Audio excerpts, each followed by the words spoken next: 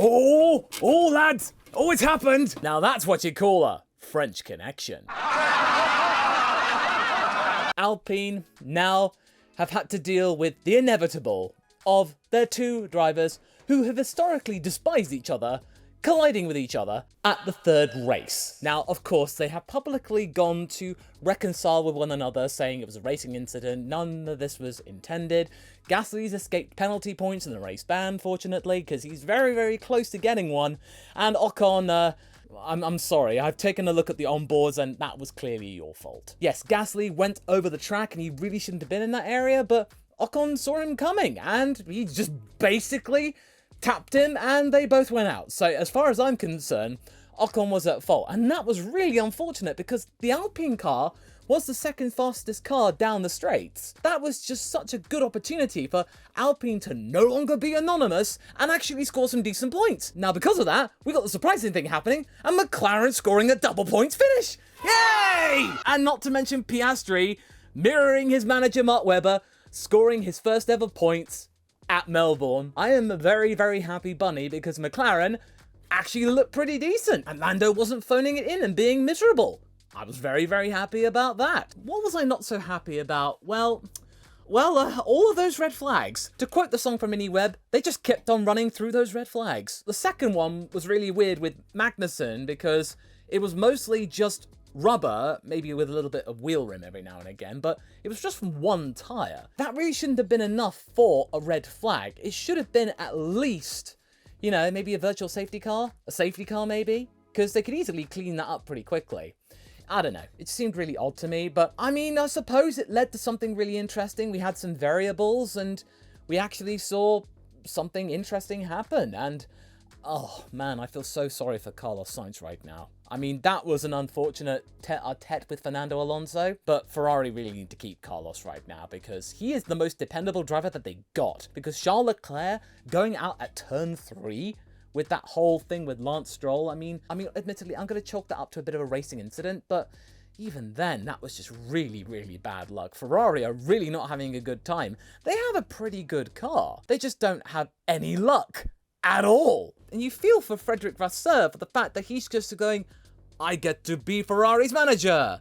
But now I find out that means absolutely nothing because the higher-ups have taken away all my power. I heard Carlos on the radio just begging the stewards to reconsider.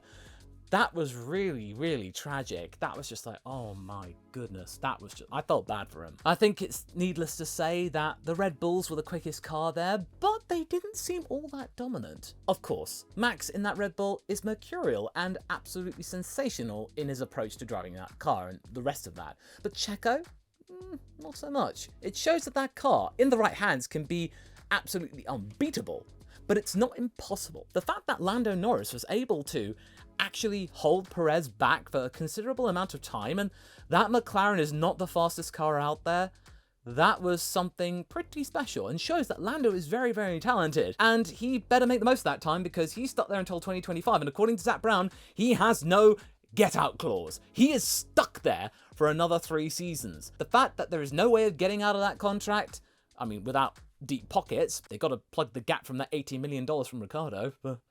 Oh dear. Of course, we need to talk about Mercedes here, because Mercedes suddenly came alive. They've been saying for the entire start of the season that, oh, their car is absolutely no good, and Toto going, oh no, we absolutely have to go back to the drawing board, and we have to absolutely reconsider what we are doing with the car because we're not happy with it. I mean, you really should be happy with it. The fact that Lewis was actually not doing that badly. I mean, we of course aren't sure about what Max was doing with his approach or whether he was actually slowing down and keeping the car in check, but 10 seconds or so, there's this meme, right, of a guy crying in a pool of water, but he's actually just squatting down, he's not drowning or anything like that. That's what I feel like Mercedes is right now. Russell, that was just unlucky, but I feel like the fact that he went out in P5 or something like that instead of the lead, that would have been even worse. So maybe this was a kindness? Maybe? Good on Lewis for getting P2, but all of those messages are going, no, I can't, man. No, my tires are gone, man. Sorry, man. Man. I've heard you saying that for years. Nah, No. But I suppose a bigger oof is for Williams. Albon, P6, when he span out, and you just realise, well, what happened there? It just really didn't seem right. It seemed quite surreal. You just feel like that Williams is very unpredictable, but in a good way. That Williams is definitely not the slowest car anymore. It's got a lot of potential, and the work that James Vowles and crew have been doing, very, very good. But they still need to figure out what's going on there, and get that car across the line, because even Logan was getting a little bit shirty towards the end of it. AlphaTauri, oh dear. I think for the wooden spoon, it's between AlphaTauri and Alfa Romeo. So in short, don't name your team Alpha in whatever spelling, because your car's not going to be that good. And I feel so sorry for Valtteri, because he's in a place where he can be who he wants to be, and I'm sure he doesn't want to be at the back. I suppose I feel kind of bad for Haas as well. They were expecting P4 with Hülkenberg, but with all the chicanery and everyone trying to figure out who was going to start where, what order they were going to use, and then ultimately Gunther, you set him off, he was exploding, his appeal was ultimately rejected, and they lost out on 4th place. But they still got 7th, they still got points, and Hülkenberg actually stayed up there. The last couple of races, the Haas started off really well in qualifying, but Hülkenberg would fall back very quickly, and Magnussen, he's just nowhere. I mean, that honeymoon period is well and truly over. Just goes to show, really, if you've got yourself on a regular track where the temperatures aren't absolutely ludicrous, then you could probably get yourself a decent order. And Max wasn't romping away, especially in qualifying. Despite the fact that it was stopping and starting all the time, it was absolutely insane, but in a good way. What did you think? Let me know in the comments about what you think.